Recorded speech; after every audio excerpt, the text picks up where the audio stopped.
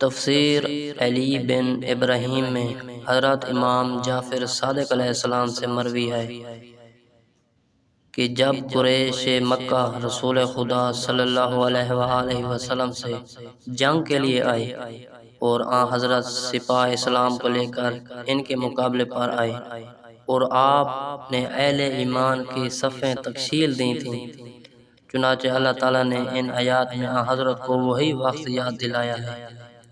حضرت امام جعفر صادق علیہ السلام سے منقول ہے، آپ نے فرمایا جب قریش کو غزوہ بدر میں شکست فاش ہوئی اور ان کے 170 افراد قتل ہوئے اور 70 زخمی ہوئے اور باقی ماندہ لشکر ذلیل و رسوا ہو کر مکہ پہنچا، مکہ کی عورتیں اپنے مقتولین کے غم میں رونے لگیں تو ابو سفیان نے کہا کہ رونا دھونا موقوف کر دو، کیونکہ رونے سے دل کا غبار ہلکا ہوتا ہے، اگر دل کا غبار ہلکا ہو گیا تو تمہارے دلوں میں محمد کی دشمنی بھی کم ہو جائے گی۔ اپنے آنسوؤں کو آنکھوں میں رہنے دو اور انہیں قوت میں بدلو۔ پھر 1 سال بعد بدر کا بدلہ لینے کے لیے ابو سفیان ایک لشکر گراں لے کر روانہ ہوا۔ اس کی فوج میں 3000 سوار اور 2000 پیادے تھے۔ وہ اپنے ساتھ عورتوں کو بھی لے کر آئے اور ان سے کہا جب ہماری محمد سے جنگ ہو تو تم اپنے بدر کے مقتولین پر زور زور سے گریہ کرنا، تاکہ اس ذریعہ سے ہمارے مردوں کی غیرت حمیت میں مزید اضافہ ہو اور وہ زیادہ لجمی سے جنگ کر سکے۔ ادھر رسول خدا نے لشکر کفار کی آمد کا سنا تو آپ نے اپنے اصحاب کو جمع کیا اور انہیں جہاد کی ترغیب دی۔ عبداللہ بن ابی نے مشورہ دیا کہ ہمیں اپنے شہر میں رہ کر ہی جنگ کرنی چاہیے، کیونکہ باہر سے آنے والوں کو ہمارے گلیوں کا علم نہیں ہے، اور جب ان کی فوج شہر میں داخل ہوگی تو وہ گلیوں میں بٹ جائے گی اور ہم مکانوں کی چھتوں اور اپنے دروازوں پر کھڑے ہو کر ان سے جنگ کریں گے، اور یہ جنگ اتنی آسان ہوگی کہ ہماری عورتیں اور ہمارے غلام بھی اس میں حصہ لیں گے، اور یوں ہم دشمن کو شکست دینے میں کامیاب ہو جائیں گے۔ اور اس سے قبل بھی جب ہم نے ایسی جنگیں کیں تو ہم نے اس میں فتح حاصل کی، اس بار بھی اس طریقہ سے جنگ کر کے ہم کامیابی حاصل کر سکیں گے۔ جب عبداللہ بن ابی اپنا مشورہ پیش کر چکا تو قبیلہ اوس کے سردار سعد بن معاذ نے عرض کیا، یا رسول اللہ، جب تک ہم مشرک اور بت پرست تھے اس وقت تک کسی نے بھی ہم پر فتح حاصل نہ کی تھی، اور اب تو آپ بھی ہمارے درمیان موجود ہیں، ہم باہر نکل کر ان سے جنگ کریں گے، اور ہم میں سے جو مارا جائے گا وہ شہید ہوگا اور جو بچ جائے گا وہ مجاہد فی سبیل اللہ کا اعزاز حاصل کرے گا۔ رسول خدا کو سعد بن معاذ کی رائے پسند آئی اور آپ نے اعلان کر دیا کہ ہم شہر سے باہر نکل کر جنگ کریں گے۔ آپ کے اس فیصلہ کی وجہ سے عبداللہ بن ابی اور اس کے ساتھی آپ سے علیحدہ ہو گئے اور آپ 700 افراد کو ساتھ لے کر روانہ ہوئے۔ جب آپ مقام احد پر تشریف لائے تو کفار کا لشکر بھی وہاں پر پہنچ گیا۔ حضرت نے 50 تیر اندازوں کو ایک درے پر متعین کیا، عبداللہ بن جبیر کو ان کا سالار مقرر کیا، اور آپ نے ان سے فرمایا کہ تم نے اس درہ کو کسی قیمت پر خالی نہیں چھوڑنا، اگر تم دیکھو کہ ہمیں فتح ہوئی ہے اور ہم لشکر کفار کو دھکیلتے ہوئے مکہ تک لے گئے ہیں، پھر بھی تم نے درہ نہیں چھوڑنا، اگر تم دیکھو کہ مشرکین نے ہمیں شکست دے کر مدینہ تک پہنچا دیا ہے، پھر بھی تم نے درہ سے ادھر ادھر نہیں ہونا۔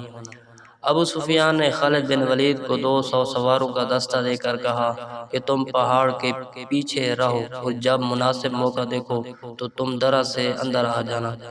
حضرت نے لشکر کی صفیں تشکیل دیں اور آپ نے علم اسلام حضرت علی علیہ السلام کے سپرد کیا، اور جب جنگ شروع ہوئی تو مسلمانوں کا پلہ بھاری رہا۔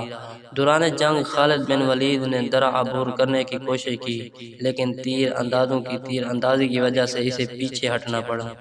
کچھ دیر تک جنگ جاری رہی، آخر کار لشکر کفار نے راہ فرار اختیار کی اور مسلمان مال غنیمت پر ٹوٹ پڑے۔ جب عبداللہ بن جبیر کے ساتھیوں نے دیکھا کہ جنگ ختم ہو چکی ہے اور مسلمان مال غنیمت سمیٹ رہے ہیں تو انہوں نے اپنے سالار سے کہا کہ اب ہم یہاں کیا کر رہے ہیں؟ جنگ ختم ہو چکی ہے، مسلمان غنیمت جمع کر رہے ہیں، اگر ہم یہاں کھڑے رہے تو غنیمت سے محروم رہ جائیں گے، لہٰذا اب ہمیں یہ درہ چھوڑنا ہوگا۔ عبداللہ بن جبیر نے کہا کہ رسول خدا کا فرمان ہے کہ ہم نے درہ کو خالی نہیں چھوڑنا، مگر لوگوں نے وہاں سے کھسکنا شروع کر دیا۔ کچھ دیر بعد درہ پر صرف 12 تیر انداز باقی رہ گئے۔ جب خالد بن ولید نے یہ دیکھا تو اس نے موقع غنیمت جانا اور اس نے درہ پر حملہ کیا۔ اس نے وہاں پر کھڑے ہوئے تیر اندازوں کو شہید کر دیا اور مسلم فوج پر عقب سے حملہ کر دیا۔ قریش کا پرچم طلحہ بن ابی طلحہ عبدی کے ہاتھ میں تھا، حضرت علی علیہ السلام نے اسے قتل کیا۔ اس کے مرنے کے بعد ابو سعید بن طلحہ نے پرچم اٹھایا، اسے بھی حضرت علی نے قتل کر دیا۔